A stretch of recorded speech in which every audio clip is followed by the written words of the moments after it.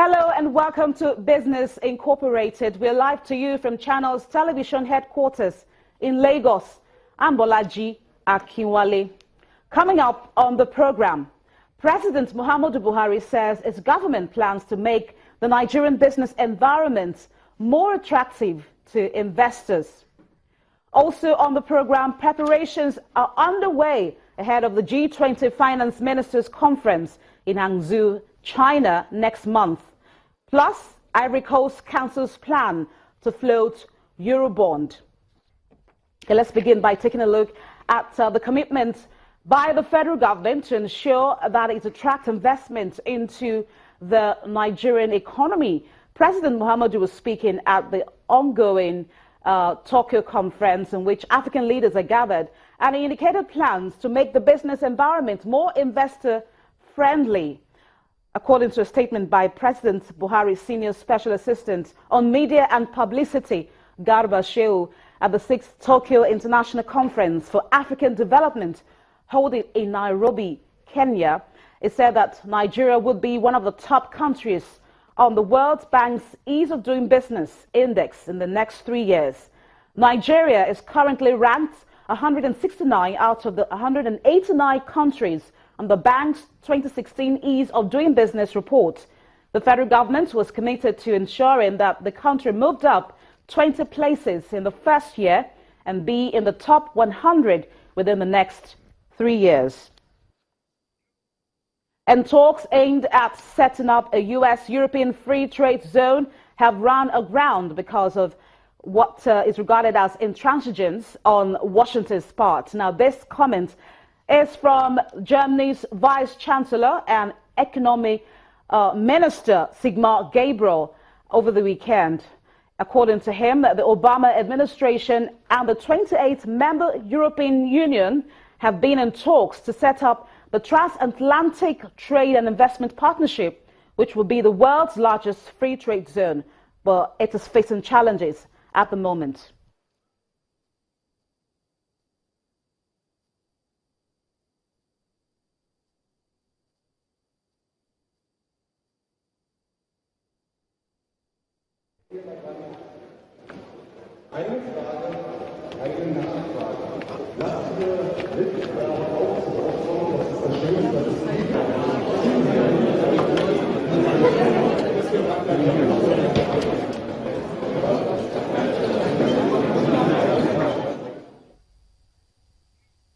And still talking development from the EU, Germany's Vice Chancellor has warned that the future of the European Union could be in doubt if the UK's exit is badly handled.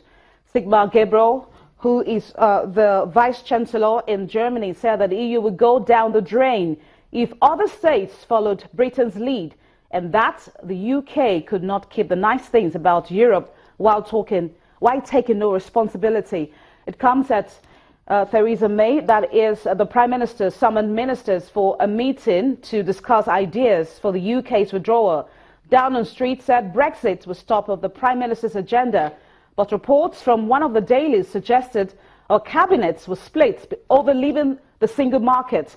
The UK voted to leave the European Union in the referendum on the 23rd of June. Mr. Gabriel, who is also the economic minister, said that it would ensure that a lot of conversation are still ongoing to ensure that issues regarding Brexit are taken care of. And now let's head to Europe to take a look at the markets on the first trading day of the week. Annette Wiesbach is DWTV financial correspondent. She joins me from the Frankfurt Stock Exchange. Good afternoon, Annette.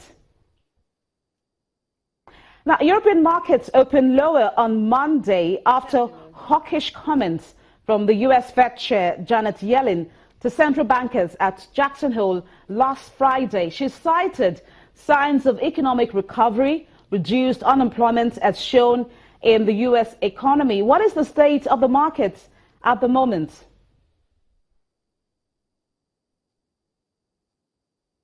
Well, the markets are down in general in Europe. We can call them a little bit being hung over from those comments coming out from Jackson Hole, where the Fed and other central bankers from the world are gathering or had been gathering over the weekend. So in essence, Janet Yellen, the president of the Fed, the Central Bank of the United States, and also the vice chairman of the Fed, Stanley Fischer, were saying that the case for higher interest rates in the United States is getting stronger, meaning that the likelihood of an interest rate hike as soon as September is there, which is spooking markets a little bit. What was spooking them even more is that Stanley Fischer was saying that there might be even 2 rate hikes if the economic data which is coming in is better than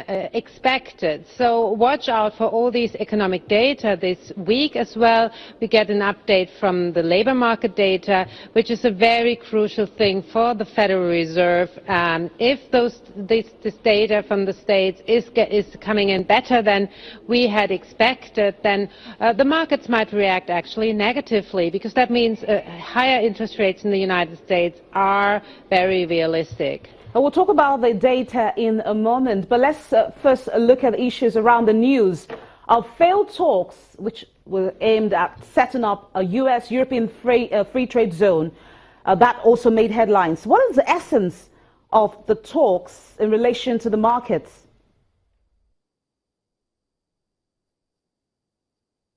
But actually, if the talks are failing, it's bad news also for European companies. I mean, free trade means higher profit also for German companies, which are traditional, very much export-oriented. We had the Federal Association of the German out with a press release today urging everybody to come back to the negotiation table, because it's so vital to have free trade between the United States and Europe. But at the same time, we also had the French trade minister following Sigmar Gabriel, the Vice Chancellor of Germany, saying that those TTIP trade talks currently are really dead. People cannot agree on anything when it comes to free trade between those big 2 blocs, and so it's highly unlikely that we'll get such an agreement, at least in the foreseeable future. You know, there is a lot of concern about food security, there is environmental safety concerns, but I think the most important issue for Europeans, for Germans, is that big companies would get a big say over certain areas which normally would be dominated by national states. So for now, one can say those talks are essentially dead. Okay, let's get back to the economic data that you're trying to reel out earlier on. It's a new week, so what is the outlook for the markets in terms of how these would shape activities?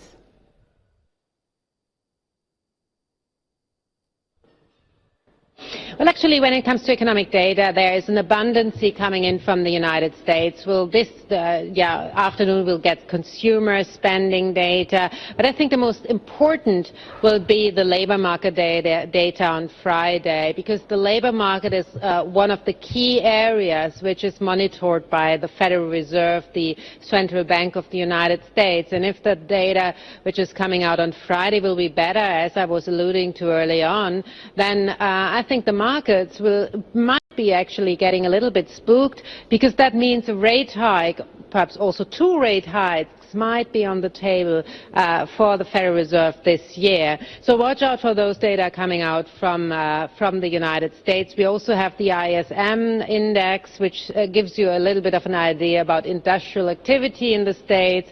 Also, we have consumer sentiment coming in, very important also, because the economy is so much depending on spending from the consumer. Looking at Europe, we get some update from Portugal, for example. example, when it comes to GDP development, Germany will get labor market data, most likely again a stellar set of numbers, and also most likely more comments about the state of the banking industry. All right, thank Here you in so Frankfurt, we'll have a kick-off after the summer break. Thank you sort so of much, banking conference taking place on Thursday and Friday. Thank you. I have to let you go at this point. Thank you so much, Annette Wisbach, talking to us from the Frankfurt Stock Exchange. We'll go on a break. I'll be right back.